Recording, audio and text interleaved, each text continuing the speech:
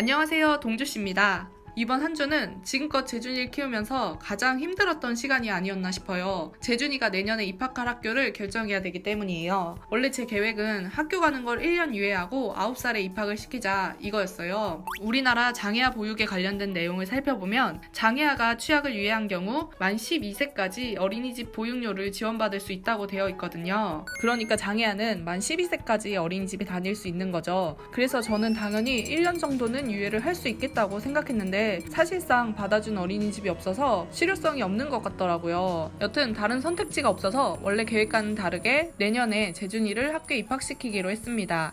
우리 장애아이들이 다닐 수 있는 학교 유형은 두 가지가 있어요. 특수학교 그리고 특수학급이 개설되어 있는 일반학교. 다들 어느 정도는 아시겠지만 차이점을 이야기해보자면 특수학교는 장애아동만 입학이 가능하고 아이들 개개인의 장애 특성에 맞는 개별화 교육을 하죠.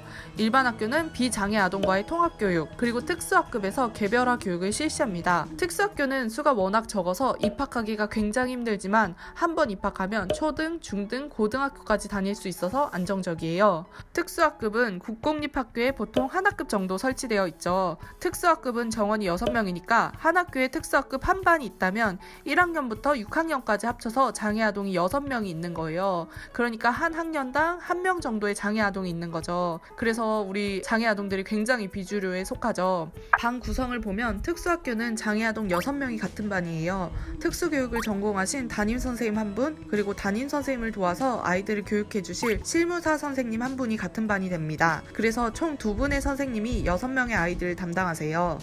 일반 학교는 입학을 하면 원반과 특수학급 두 교실을 번갈아 가면서 아이가 생활을 하게 돼요. 원반은 통합교육을 위한 반이어서 비장애 아이들과 같은 반이 돼요.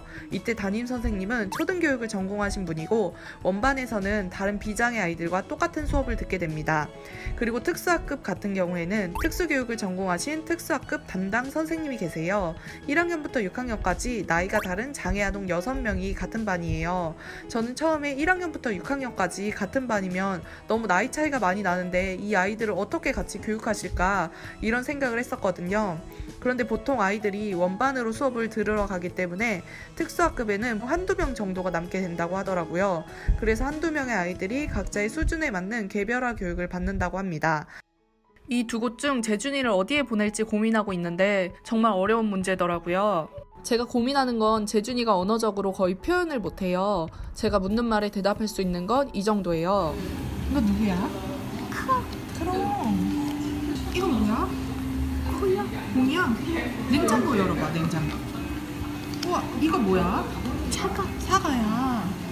특수학급이 있는 일반 학교 몇 군데에 전화를 해서 물어봤는데 일반 학교에 있는 애들은 그래도 어느 정도는 말을 한다고 하더라고요. 학습적인 문제나 착석이 잘 되지 않는 경우는 많이 있지만 그래도 의사표현은 할 줄 안다 이렇게 말씀을 하셨거든요. 근데 재준이 같은 경우에는 핑퐁 대화라고 하죠.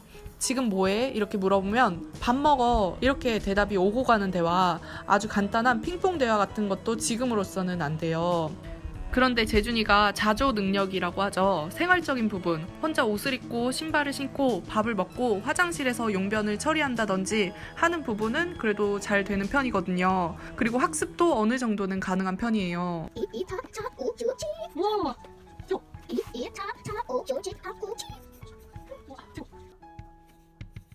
제가 문제를 만들어서 가르치면 또 이런 부분은 잘 따라오더라고요.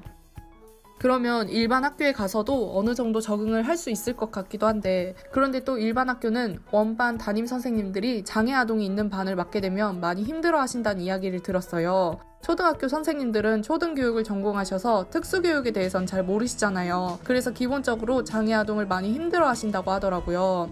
그리고 현 상황에서 학교에서 학생들을 대상으로 장애 이해 교육이 적절하게 이루어지지 않잖아요. 그러니까 학생들도 장애에 대해 잘 이해하지 못하는 경우가 많아서 아직도 놀리거나 괴롭힘의 대상이 되고 있으니까 어쨌든 재준이도 타인이 자기를 어떻게 생각하는지 다 느낄 텐데 선생님은 자기를 좀 짐처럼 생각하고 친구들은 이상하다고 생각하고 그러면 그 사이에서 생활을 하라고 하는 게 이게 옳은 일인가. 성인도 비주류로 사는 게 얼마나 힘들어요. 그런데 저는 재준이의 의견도 들어보지 않고 너는 성장해야 되니까 일반 학교에 가라 이렇게 아이를 내모는 것은 아닐까. 그리고 일반 학교에서 적응을 못했을 경우 이제 특수학교로 옮길 수는 없거든요. 이미 특수학교는 자리가 다 차 있죠. 초등학교에 입학을 하면 보통 고등학교 졸업 때까지 다니니까 자리가 잘 나지 않거든요. 제가 중요하게 생각하는 건 재준이가 행복하게 생활하는 거예요. 재준이가 지금 성장기에 비장의 친구들을 모방해서 20살이 됐을 때는 비장애인처럼 보여야 된다. 이런 게 저한테는 재준이의 안전이나 행복보다 중요한 건 아니거든요. 그런데 또 사실 저는 특수학교는 종국에 가서는 없어져야 된다고 생각을 해요. 우리 사회가 성숙해질수록 모든 것을 장애인과 함께 해야 된다고 생각하거든요. 어릴 때부터 장애인과 함께 자연스럽게 생활하고 공부하고 일하고 그래야 된다고 생각을 하는데, 그리고 재준이도 어찌됐건 사회에 나가서 비장애인들이 주류인 사회에서 생활을 해야 될 텐데 이게 학창시절 동안 잠깐 뭐 피한다고 될 일이 아니잖아요. 이렇게 이게 정말 너무 어려운 문제 같아요. 그래서 제가 정말 요즘 잠이 안 와요. 다음 주부터는 당장 특수학교든 뭐 특수학급이든 원서를 써야 되거든요. 이걸 어떻게 해야 되나 아직도 고민입니다.